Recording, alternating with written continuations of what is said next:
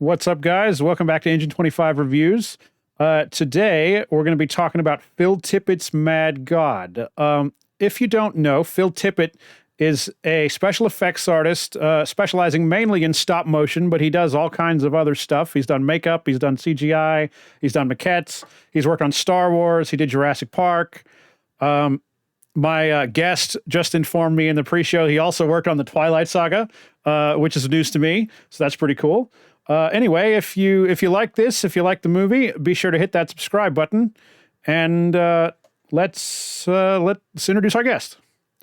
Today, we of course have regular guest Katy Burrell. She's back and has some interesting things to say about Phil Tippett's Mad God. I hope they're interesting. Yeah, it's definitely an interesting one. How are you doing today, Katy? I'm good, thank you. How are you doing? I'm good. The wife's out of town this week, so it's just me and the dog. It is what it is. It's a little weird. It's a little lonely. Yeah. So we've been watching a lot of TV, including Mad God. How did you watch it? By the way, it was playing here at the Plaza, but some family stuff happened, and I didn't get to go, so I just watched it on Shudder. I did like the Amazon free trial.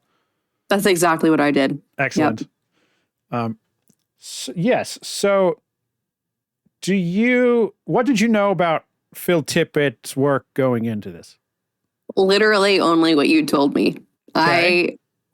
I didn't even look him up beforehand because I was just like, I have the opportunity for once to go in almost blind, not totally blind. So when you texted me about it and I was like, what? You said to me something like, he did this and he did that, like Jurassic Park and Star Wars. And I was like, oh, great. I'll watch that. And like literally that's where I left it until I watched it. Excellent. I'm not going to do that. I should have prepared it. There's a great meme with Phil Tippett's name, and it's a piece of the credits from Jurassic Park. And I'm looking at it right now, but it's going to be it's going to be hard for me to get it on the show. It says dinosaur supervisor Phil Tippett, and there's like a commenter on Reddit or something, and he says, "Phil, this wasn't fucking amateur hour. People died because of your supervision. There were raptors in the kitchen." And Phil's just like, "What can I say? It's a big job." Like he replied on Twitter. It's pretty great. He sounds like a cool dude. Yeah, and he's an older guy, and I honestly I heard about this movie because I saw that he was on Mark Maron's podcast. And I knew the name. I'm a big special features guy, so I've watched all the videos on every DVD I own, and he's in a number of them. And so more so than I knew him, I've known his name, and I know a lot of the movies. I just it's oh, cool. There's a special effects guy on a podcast. So I listened and it told me about the movie. And that was, I don't know, month or so ago. And apparently it went through the festival circuit last fall and got some recognition there. And even on the poster, it has a comment from Guillermo del Toro, who's a personal favorite of mine. That makes sense. Yes, it absolutely makes sense. So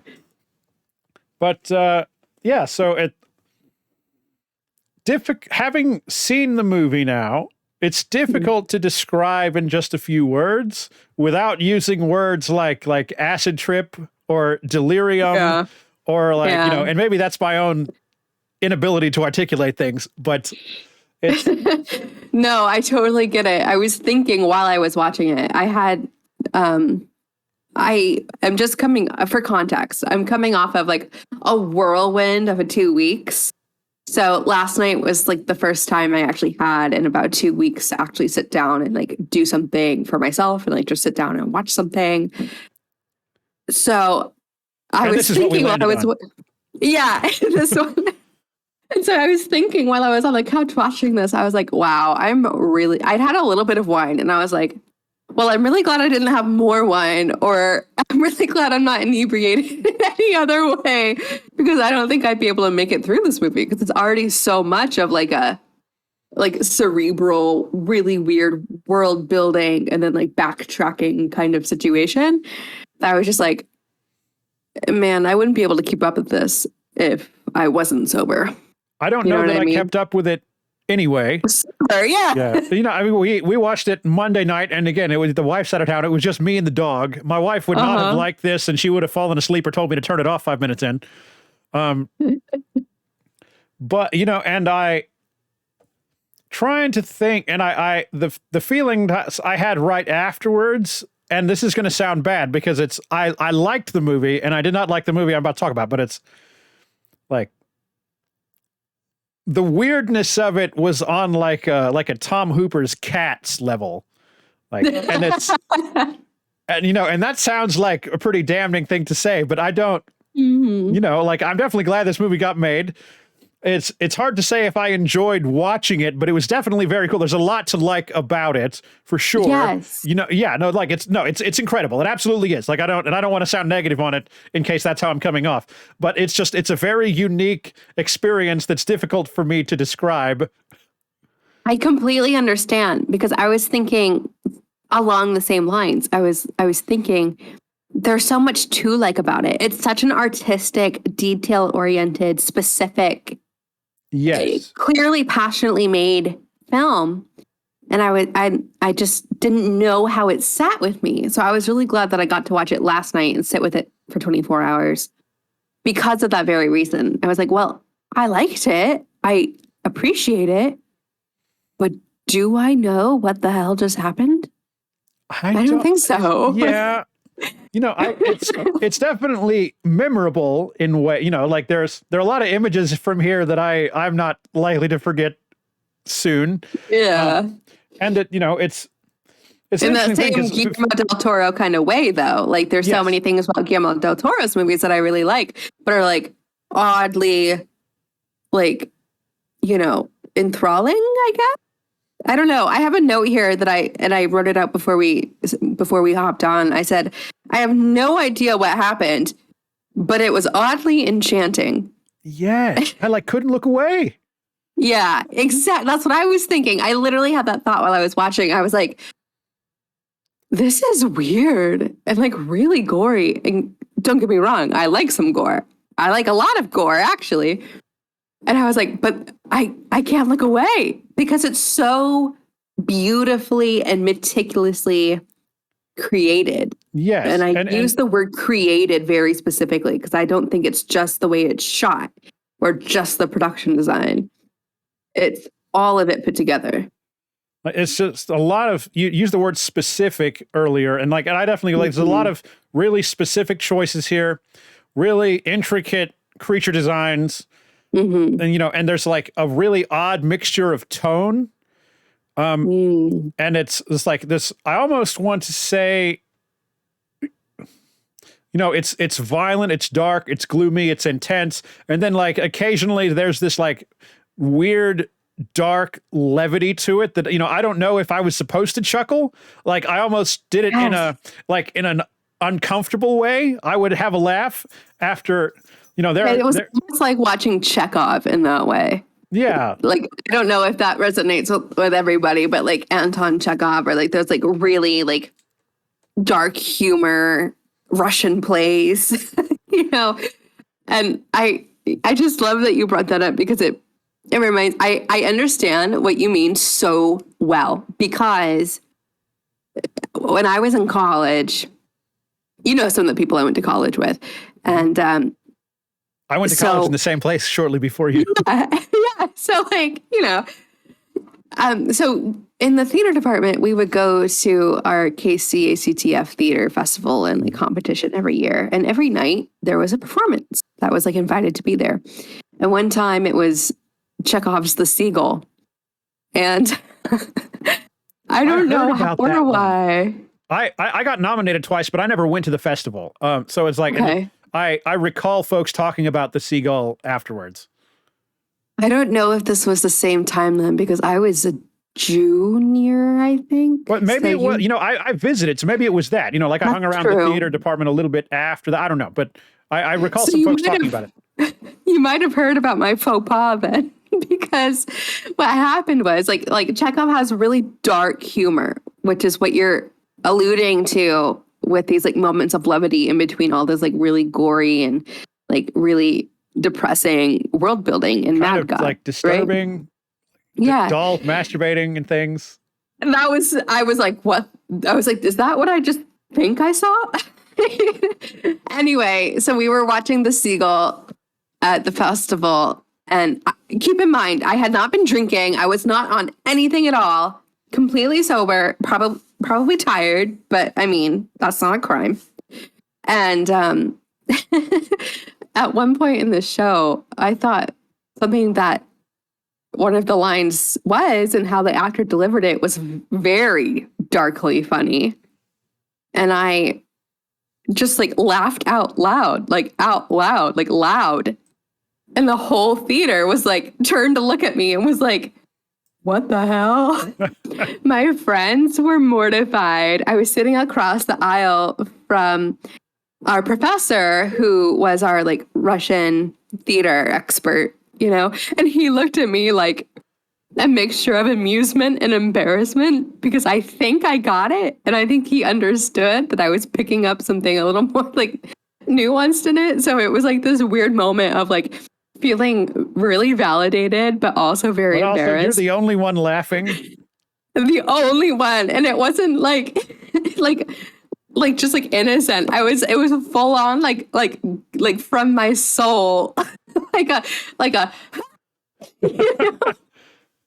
and I was like mortified. And then I like sat down in my chair and I was like chuckling to myself. And like my best friend beside me was like, get your shit together. But that's what this reminded me of when you were. Yes. And I was like, I don't care. Like, I got it. But I was like also really embarrassed. But I think it's a hilarious story now because of things like this, because like I totally understand that dark humor and the weirdness of like trying to let yourself accept that dark humor and things like Mad God, which are so oppressive. Like the worlds that they build. I don't even know if it's world or worlds in this film. That's a good question, because it's almost like a series of vignettes almost, but there is a through line. Well, you say through line. That's how Phil Tippett described it on Mark Maron's podcast. It's like he used the word there. Well, he said there is a through line, and it's like it kind of follows this character that's apparently known as the assassin, according to Wikipedia. Yep. But there's no. Yeah. I guess it's important to note there's no spoken dialogue in the movie other than some like people screaming or like oh no's and that kind of thing. And they're like very almost otherworldly, different languagey, and very much like asides. But like the movie, the first chunk of it at least is a character descending through like kind of these layers. And it's like layers of hell or something like that. And each one is very different, but they're also connected in these really intricate ways. And it's just, like it's like baffling and fascinating and enthralling, like all at the same time. Yes. And like allowing yourself to pick out those moments of like, all right, like this is being thrown my way as the audience. And like, this is a little bit of levity. And like, I can relate to that is such a weird thing to let yourself be open to in a movie like this, where everything in your instinct says, what the hell is going on? Why am I watching this? Yeah. But then the other part of your brain says, don't look away. Yes. 'Cause it's beautiful. Yeah, and which is a weird word. There's a 60-second trailer that had floated around the internet, but like I didn't know what to expect. Like, was it going to be more Guillermo del Toro, or was it going to be like not a musical, obviously, but like leaning into the cutesy sort of Nightmare Before Christmas kind of monsters, or like, and no, like it's very much its own thing.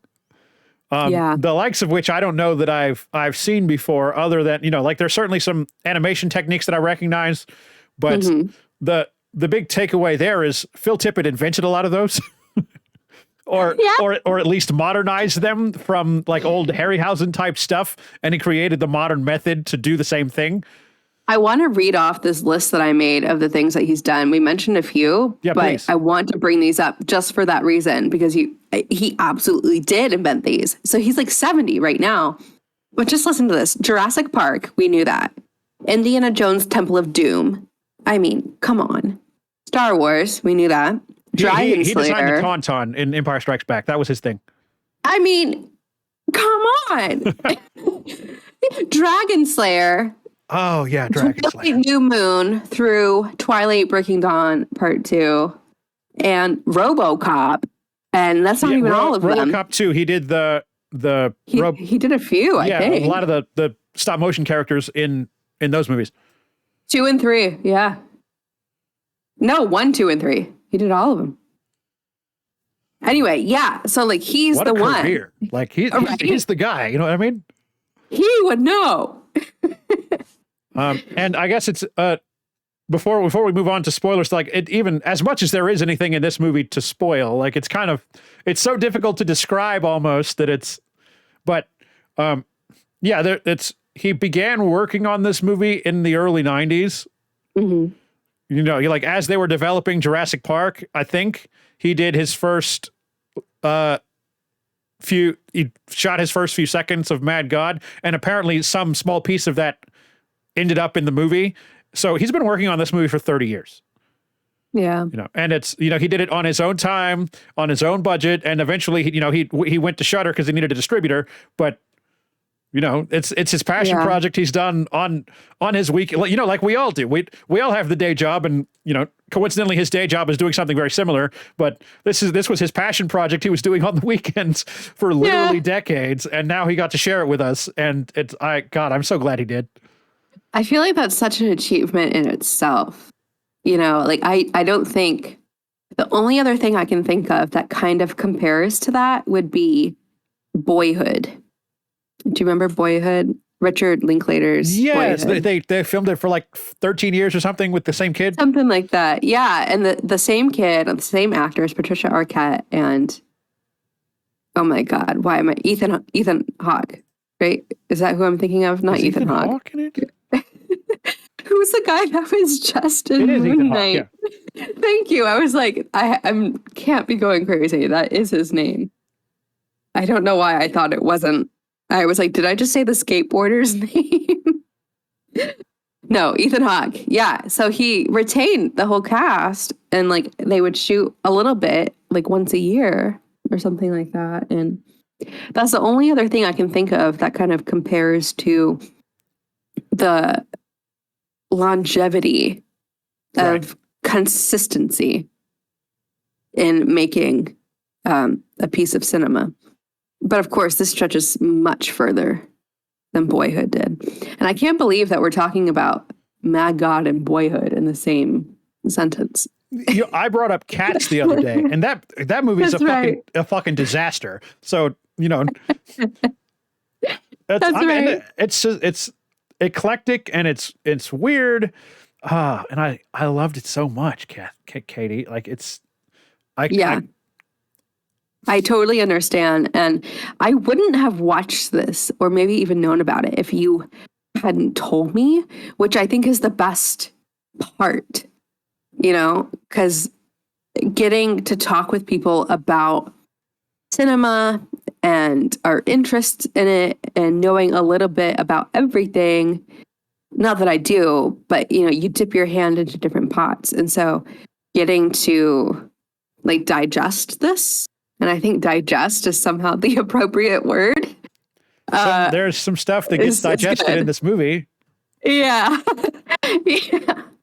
So I especially enjoyed it from that perspective too. If you're going into something like Mad God and you're just like not looking to pull any kind of context out of it, I think you're not getting the full picture, if that makes sense. It absolutely does. Okay. So it's obvious we both like the movie. I'm going to throw the spoiler thing. Again, as much as one can spoil this movie, like we mentioned, there's a through line with this kind of centers around this costumed assassin character. He wears like a trench coat and a gas mask. And he's going through like these different layers of some terrible place. Like it might be hell, it might be some other thing. And he eventually gets to this like realm of suitcases where we find out he was sent here, or he came down here to set off a bomb. And then he gets captured by this big machine, and things don't go very well for him after that. But like, and also that's only halfway through the movie. Yeah. maybe less than halfway. Yeah, there's maybe. another 40 minutes after all that. So that, but yeah. like, It felt, I was trying to, maybe foolishly pin down the tone of this film during that first half of the film.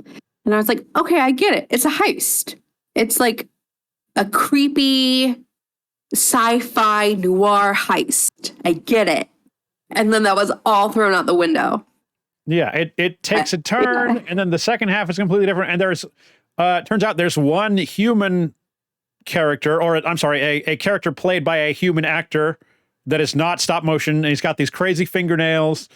Apparently he's sending these trench coated, gas masked individuals down into this underworld place, I guess, to attempt to blow it up. It's not really clear, but he did go down there with a bomb, and there's evidence that many others and others after him have gone to the same place with the same task and seemingly have not succeeded. And then there's this whole thing where the guy gets captured, and then they do like an autopsy while he's still alive, and they pull out this living thing from his innards that's, I guess, some kind of baby. It sounds like a baby. The sound design is very crying baby-esque, but it's like a red blob or snake organ thing. I called it a whiny giant worm baby. Yes, a giant worm baby. And then it gets taken to this alchemist guy. And that's my favorite character design in the movie, by the way, was this like alchemist, magician, chemist guy at the end. And he had this one eye, and the other side is all like bulbous, but it's like he's flesh tone, like he looks like a human with some kind of deformity as opposed to a monster. And he's like these really fine, intricate hair work. Like he's got this stubble, and it's just like, and he wears a funny hood. It's a really one of many fascinating character designs in this movie. And he smashes the baby and grinds it up and turns it into metal and then turns it into powder, and then and then what? I had no idea after that. I was like, what was the purpose of this experiment? Because I feel like it was an experiment, but I don't know. I will say that the end of the Wikipedia reads, the nurse brings the baby to a floating creature who escorts the child to an alchemist's lair. The alchemist grinds the baby into liquid, smelts the liquid into metal, and crushes the metal into crystals that he hands back to the creature. The creature then scatters the crystals into a fiery portal. A new universe forms that rapidly decays into another ruined world.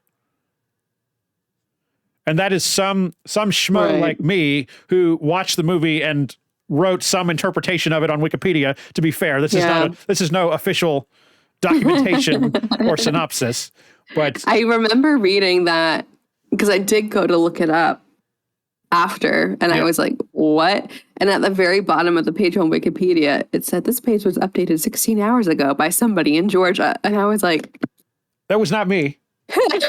right? I thought that then. I did just now. I was like, wait, no. But I was like, okay, so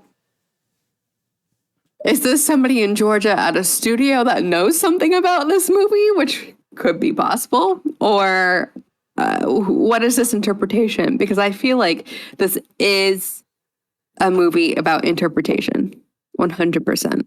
I completely agree with you. And I think it all stems from something from Phil Tippett's life of seeing things and exploring the world, and this guy must have some wild nightmares. Yeah, but like there's so much, and like so many of the films that he's done that are so reflexive of world events or opinions and feelings towards those events. Like even in horror, which this movie obviously, plays off of. Obviously. Totally. The horror is so reflexive of the collective psyche of a culture. That's why there's like counterculture movements, and how some of these films became so popular when they did, especially through like the 60s through the 80s. And I feel like some of that influence is at play here, where you could take one section of this movie and interpret it so differently from somebody else. For example, the first time this like god worm baby was first brought up in the first half of the movie on like a giant like TV screen and with like, an intercom, like prison style, I was thinking, well, that's allegorical. I was like, that makes a lot of sense. This like crying worm baby that's trying to get the attention of a country. I understand that, but 30 years ago, I don't know if that would have been the same message that he was trying to put together when he was conceptualizing this movie. And I would like to know how much the Phil Tippett story for this movie changed in between then and now. That is certainly an interesting question. Did he have the whole thing plotted out decades ago, or did he just make it in like, I could almost see him making it in segments and then assembling the segments and then building out some connective material to make it all work. Normally that would never work though, right? Like normally that would be like so slapdash and it would be obvious and get torn apart. Star Wars sequel. Yeah. Yes, exactly. And it would just be obvious, and it wouldn't work. But this does work. In some weird way, it does work. So if it did indeed change, he masked that and integrated that very well. And it has very much, like, if I were to kind of picture it back in my head, like it's always going somewhere, meaning like the main character or whatever character we're focused on, they're always in motion. And it's the beginning, the first couple of minutes is he is in this like bathysphere thing, descending down into the depths of the earth or wherever he is. But even so, like then he's on foot and he encounters these monsters and he hides for a minute, but then he goes down some stairs or he digs his way in, like he's spiraling down into this deeper and deeper place until you reach the climax where he gets captured by the machine. And then the baby goes back up the other way and it spirals kind of back up, and we don't revisit the same places, but it's definitely like an in and an out sort of trajectory, if that is making any sense. Like it's easy to would be easy to overlook, I think, that it's always in motion with its goal in mind, even if the individual bits of it seem kind of disparate. And that, like you're saying, like if he didn't have the plan when he conceptualized all of this, then it could have been disastrous, but it really works. Yeah. Yeah. So that's either. So here's my question for you though. How does the second part with the second assassin play into that in and out? Is it in the same world? Is it a different world? Are they just in a different place in this world? Because when the second assassin enters the playing field, so to speak, it looks like a very different world, and it feels like it has an entirely different set of. Read it as maybe a different path with the same goal. Okay. There are dozens or hundreds of these briefcases in this area where the assassin gets captured. So maybe each one of them took a different path to get to the same place. Maybe not. But that was kind of. Yeah. Okay. That could work, because my only thing was like he had a map, so he knew where he was going. They all had a specific map, or both of them did. So somebody would have had to have theoretically gotten in and out at some point to bring back that intel. Maybe the witch characters were like intuiting, or like, or were they psychic or something? Or maybe they've been there before. It's a little bit unclear, and I'll give you that. But that's kind of how I read it. Is they took a different direction to get to the same place. Mm-hmm. Okay. All right. That makes a lot more sense because I couldn't tell. It was so arresting. Maybe I'm thinking about it too literally, but I think that's part of everybody kind of trying to figure it out, you know? It was just so arresting to me to like have that first half of the movie just like end on the climax that I was like, where am I now? You know? And I don't think I had like enough time to like process it and like put some of those pieces together. But it makes a little sense to me that it could be just a different path. Yeah. You know, and maybe that assassin has another worm baby gestating within or something, you know, because assuming the worm baby's in there the whole time, the baby's the one that starts at the beginning and makes it all the way through the end. Mm-hmm. At least we keep track of it. It does get smushed and ground to a pulp, but that's a different story.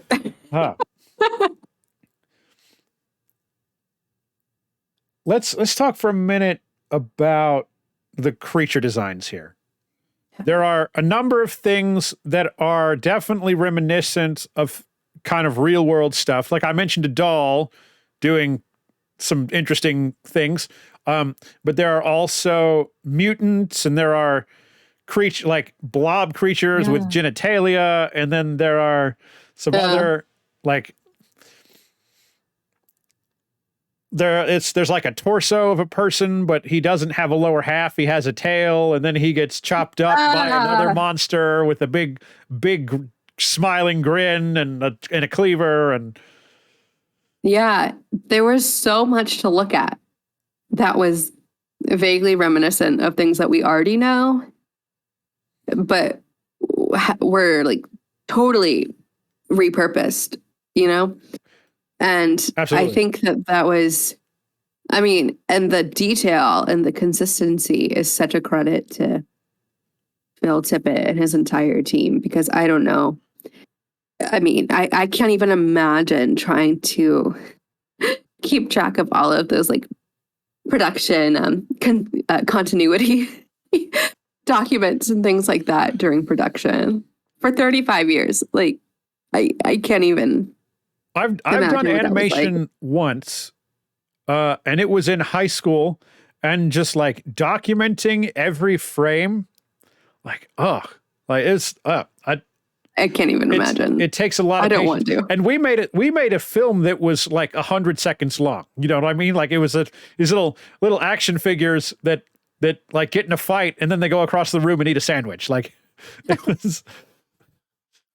I love it. It was stop motion. You know, some guy had these little posable like stick figures almost, but no, yeah, like, and you have to measure if you're and not to say that we did it everything 100% the right way, but we went over the correct process about like you figure out how far you want your character to move and over how much time. All of that has to be predetermined, because then you have to figure out how many frames you have to take to get it there. And in order, like for every little motion, you take a ruler and you say, okay, so the next one has to be 3 millimeters, and then you position it, and then you step out and you take a picture, and then you move it 3 millimeters again, and you step out and you take a picture. I can't even. And the way, like, just thinking about that, like. And the fact that they were able to kind of like seamlessly make some of the stop motion look like live action is amazing.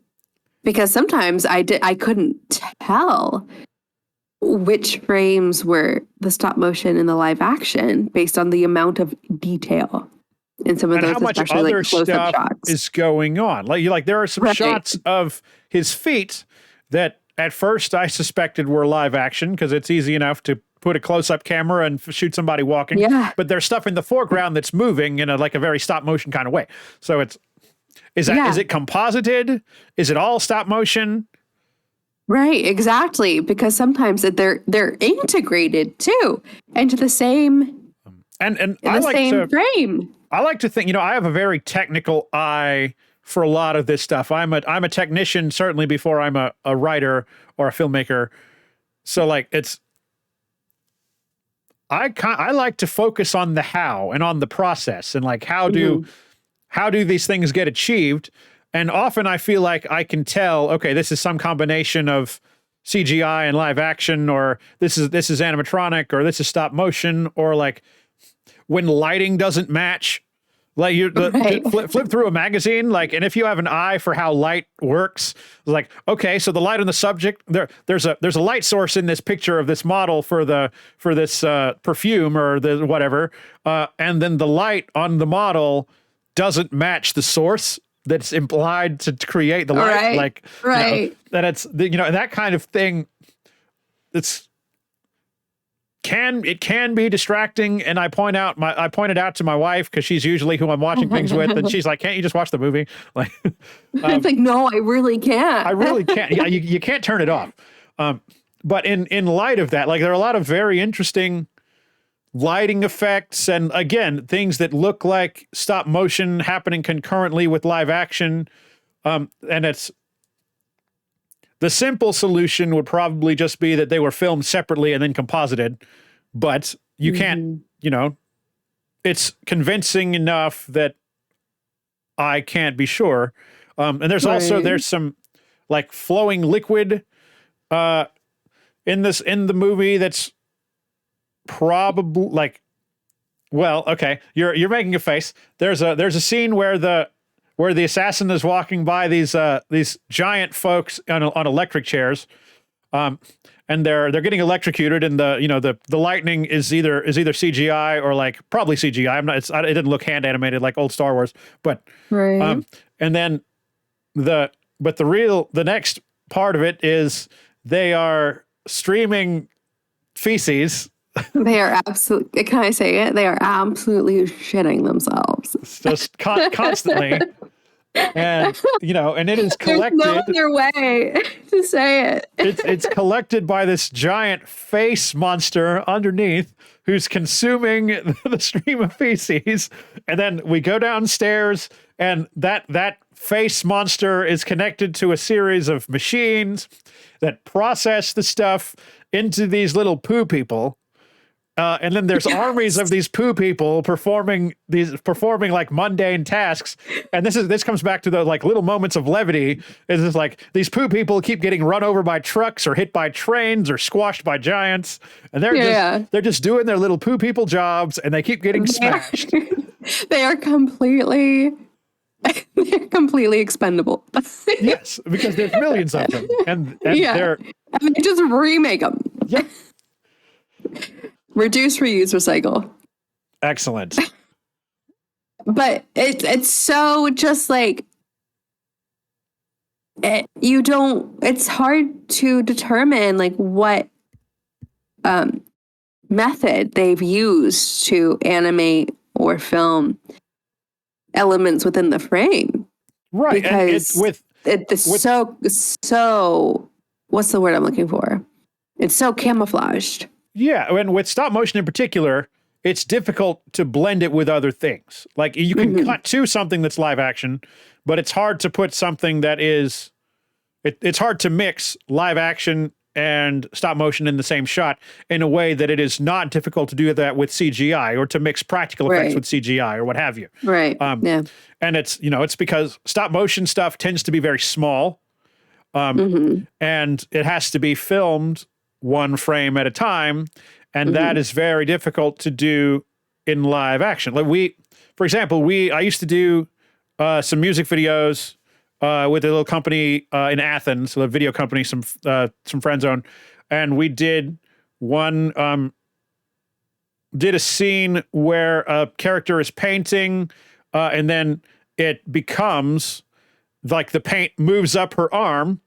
And so, like, we had to shoot one frame at a time. The body painter had to paint this much, and it was supposed to last 5 or 6 seconds or something. So that's a lot. 6 seconds is 150 pictures. Yeah. And and then that had to cut together seamlessly with the shot before where she's moving the brush, and the shot after where she's in full motion, but her arm is painted, and it looks. I think it looks fine. I didn't conceive it. It's just It just is what it is. The point is, it's difficult to do that, and there's a difference between the way film cameras look. I'm sorry, cinema cameras that film objects in motion versus still photography cameras. Yes. Even if you're using the same lenses, like still photography, it's much higher resolution, and like you don't deal with things like motion blur. So everything tends to look very, very pristine. And if you're filming objects in motion with video or a cinema cam, motion blur exists. And it's simple. Like, it's not something that is easy to recreate in stop motion, right. And because of that fact, there's motion blur and there's not. It makes it difficult to mix them together. It's simple enough to show one and then the other, but it's even difficult to stitch them end to end in a way that it looks like it belongs in the same thing. Right. And it's just because they look different. And I'm trying to fill in some technical gaps while keeping it simple, and it's a challenge for me. But it makes total sense though, and that's why so many of the shots that are so like that would use a double take. Yeah, to be like, is that what? They're the ones that would not have to really worry about that motion blur effect so much. They're very like still close up, right? Yeah, detail work for sure. Which makes a ton of sense why it would be like that. But the fact that they can still like get those details, like water or any kind of movement, to blend in is just like, like you said, like a feat of lighting and make it feels like camera work. Belongs in the same space. Yeah, for sure. I mean, I was just stunned, like getting used to watching this movie, and just I was like, which part is live action? I was like, that's definitely stop motion, but like this one, and I was just going back and forth, and I was just like, just roll with it, think about it later. I've been thinking about it for 2 days, like, and it's hard to know what to make of it. This movie's a ride, like in a way that is. I feel like I've said it a lot this year about movies like The Northman and some other stuff, but it's like in a way that I can't really describe almost, because it's such its own thing. Yeah. And I think I don't know if that's an effect of the pandemic at all, especially because this has been going on for 35 years, this one film. But I think it's a reflection of maybe how people have been wanting to make films, but just not had the license to do so. But now that we have things like streaming and people have so many options for the content that they want to watch, it is easier to make films that people that might have been considered niche 20 years ago, because then you can have these films that are kind of like, I don't know. It's kind of its own thing, and then people appreciate that. Phil Tippett's a big name, but like, this is really an independent movie that would never have gotten funded by a studio. Like the reason that we got it is it was already made, and it's something that they knew a certain horror audience would really dig. But it's because they could see the whole project. Like there's no way to pitch this movie. No, there's really not. You would never get the finance to make it today or in 1995. And the thing is that so many narrative films don't get funding, and more than that, narrative animated films just don't get funding. It's really, really hard. And the fact that you have to have some kind of sample most of the time to even like get that funding is a lot. I mean, simple fact in the world of indie movie is they'll know by the end of your first page if they can make your movie or not, or like if they can. Yeah. They often know if they are going to give you anything. If your first subject line says exterior night 1855 period costuming, like that's a big red flag for anyone who has to sign the check. You know? Yeah, they're like, I've seen that, got it. And I think that's a, you know, going back to that, we can get more films that feel a little bit more niche these days and that kind of do their own thing because people have seen the same thing over and over again. So I appreciate the tenacity of the entire crew behind Mad God to like stick with it or jump on board and be able to see that through. Because I mean, it never would have gotten made without that.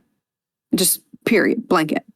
And I think it's important because this is like a landmark film in the animation world. It absolutely I feel comfortable is. saying that. I wish that more people were going to watch it.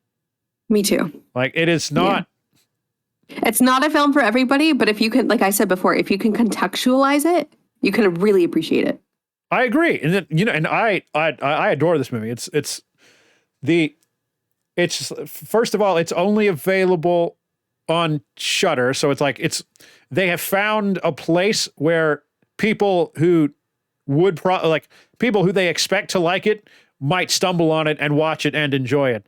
But, you know, it's not in a place where someone isn't going to find it on TV at 3 a.m. and say, hey, this is awesome, and then go tell their friends. You know what I mean? Right. Yeah. Like we had to do like free trial subscriptions. We did. Yeah. To have to watch it. And it was playing at the Plaza, and I really wanted to go, but it was just, we were dealing with some unfortunate family stuff. And it didn't work out, but it was, you know, it's free trial on Shudder. But you can. I need to look up if it's playing anywhere around here, but I highly doubt it. It was on limited release. It's like madgodmovie.com or something. There's a website and it tells you all the theaters, but there weren't a lot of screenings at the Plaza. It was like just Saturday, Sunday, like Friday, Saturday, and Wednesday. For like 2 weeks, and that was it. Screenings, let me see. Yeah, New York. Oh, it's a little bit of a list. Yeah, there are a lot of theaters on there, but you know, relative to the 5,000 theaters in America, not many. Yeah. Knoxville.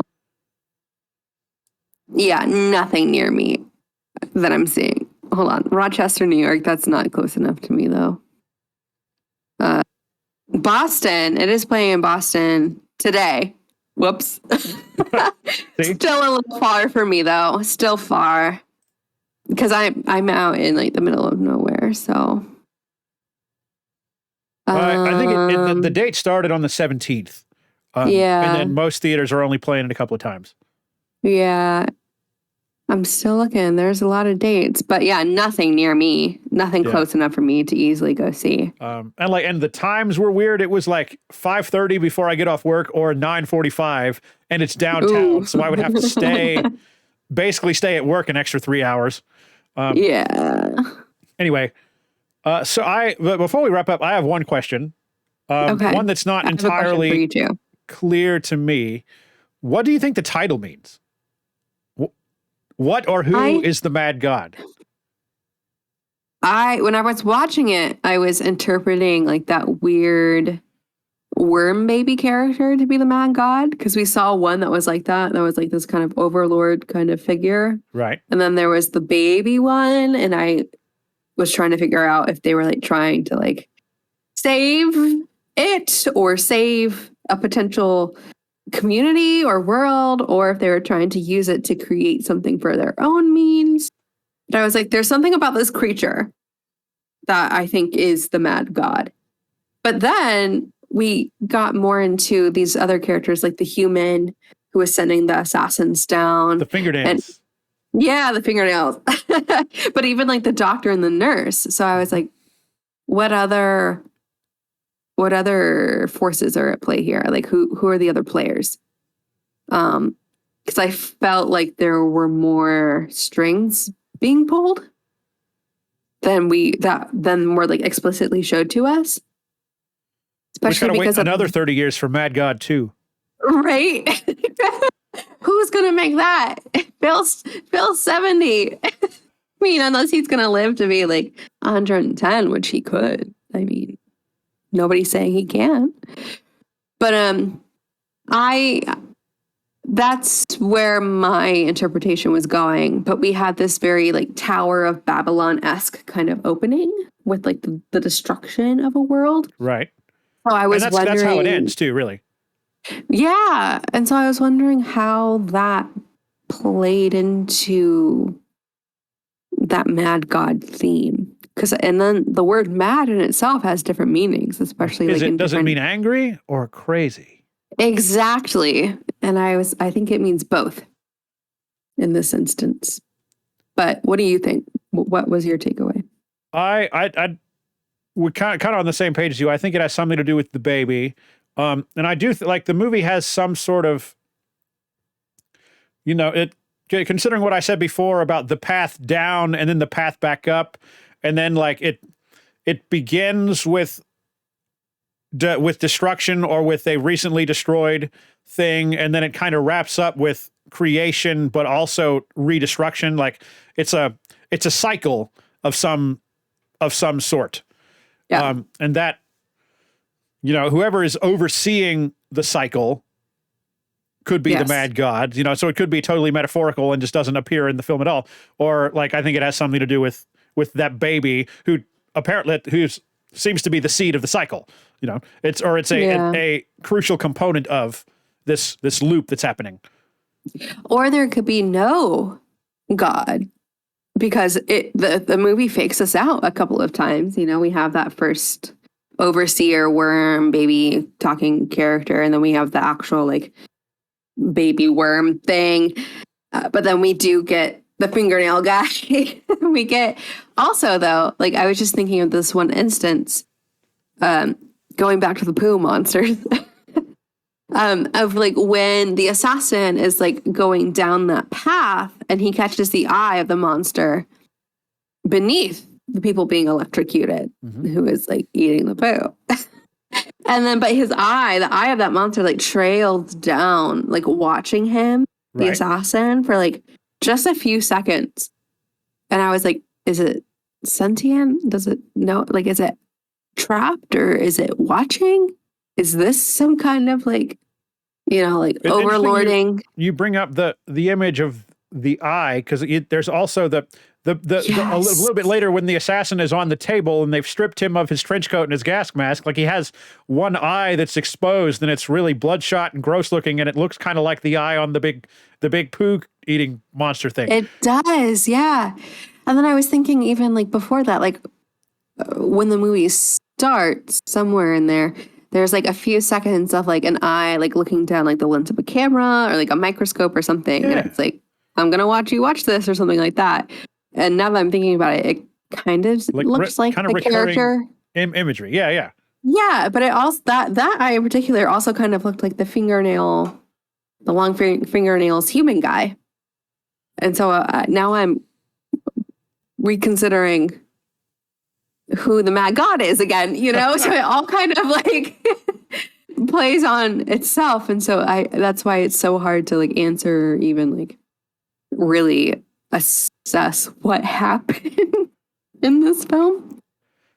But yeah, okay. I do have one question for you though. I have, before you go, I have one more question. Are you left-handed? I am left-handed. Okay. Yes. I don't know why everyone needed to know that. I just see you playing with your pencil in your left hand. All right, go ahead. Shoot. Yep. Left-handed. Okay. So this film was very gory. It might be the goriest thing I've ever seen. Maybe. I don't know. And I like some gory stuff. So, but I had trouble placing the intention and the purpose of gore. I don't think gore always has to have a purpose. And so it could just be that this world in Mad God is just really bad and people are not happy.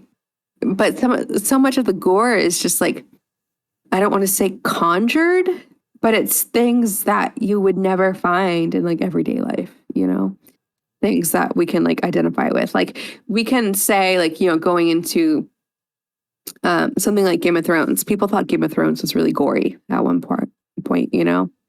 Like there was that whole like, I think it was like season 2 and people are like, you know, Red Wedding and like Jaime Lannister's hand gets cut off, you know. People, you've had years, you should know this by now. And people thought that was gory, and I never had a problem with it. I thought that was fine. Because I didn't even have to place like the why, you know? Right. Some people are like, well, if it's going to be gory, there has to be a reason or some kind of like thematic value. I don't think that's always the case, but I do think it has to make sense. And I don't know. I think this is the theme for this movie. I don't know if the gore made sense. I will say, I think there is one of many kind of themes throughout is this theme of recycling, like, you know, reusing material. And that is, you know, like with the poo people, they begin as somebody's, they begin, you know, falling from the electrified folk, but they get turned into something useful. And then there's the monster early on that butchers the snake man, and then, you know, it kind of feeds him. Like this everything. And then again with the man who goes all the way down, and then he gets a piece of him gets removed, and he goes all the way back up again, and then that gets used as for another purpose. Like it's a lot of reuse and recycling happens with a lot of things. And a lot of those moments involve really violent kills or really disturbing acts or that, you know, stuff in that vein. So I think that has something to do with it, you know. And I don't know that I would say all of the kills or all of the specific violent gags had a more specific purpose, but I would say that a lot of the killing and a lot of the things that the gore is connected to might have to do with that, you know, death brings new life and recycling of the old and making use out of the useless that I feel like goes through a lot of this movie, you know. And I don't know that, you know, and it's hard, it is hard to say because a lot of things get killed in this movie by evil crazy monsters, but also it's unclear if the things that were killed were altogether good to begin with anyway. Yeah. You know, so it's just, it's a terrible environment, but I definitely think the theme of reuse and recycling and there's a loop. Like there's kind of a circular nature to a lot of the stuff here. And I think, I'd probably agree that it doesn't always make sense. And to be fair, a lot of the things that we see get chopped up or explode or what have you, their anatomy isn't altogether human anyway. So it's difficult to make sense of specific gags, but I think it all falls into that theme of loop and recycle. Yeah. No, that makes complete sense.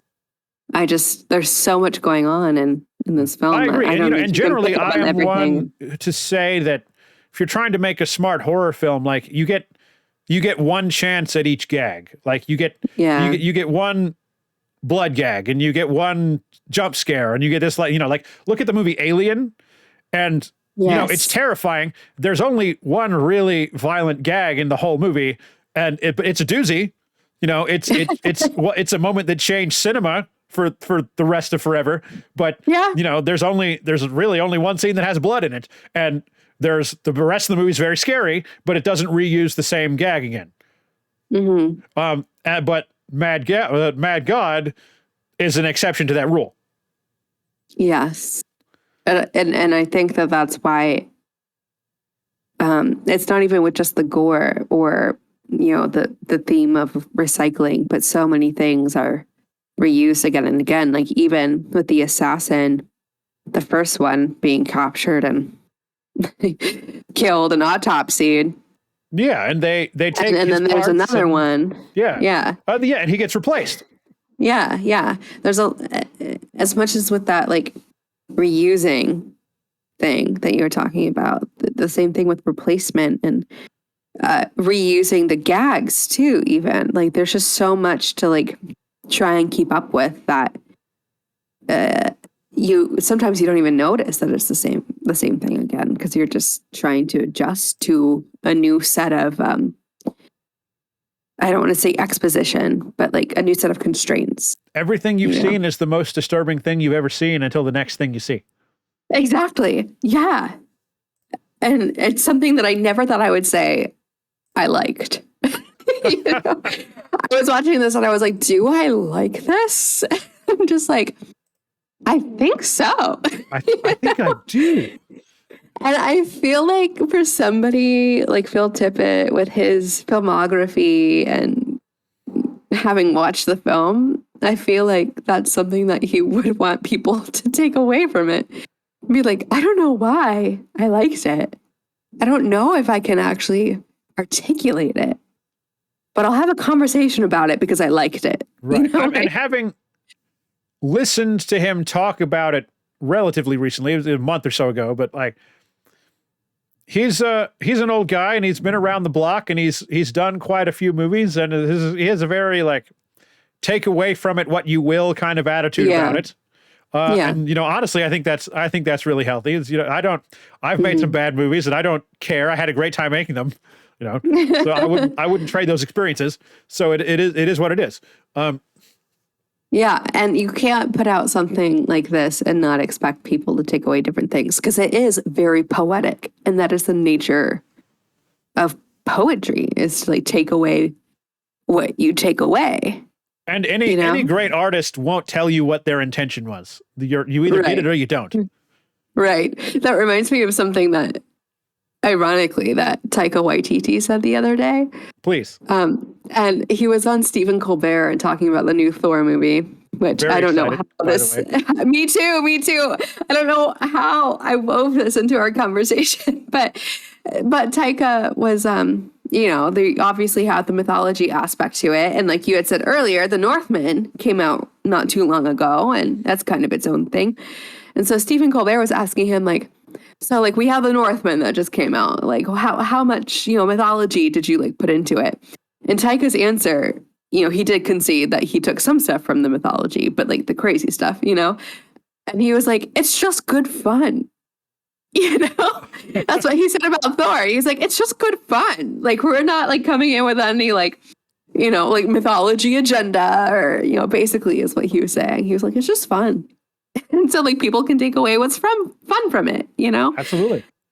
And so I feel like some of that applies to Mad God. It is fun, but in a very twisted way. And I will take away from it what I will take away from it. So on that, I think that's a good place to wrap up. So I'd like to thank you, Katy, as always, for being here on Engine25 Reviews. Thanks to anybody who's still watching. And if you like this, hit the subscribe button down below. My name is Brandon, and we will be back soon with more movie reviews. Thanks, everybody. Have a great night.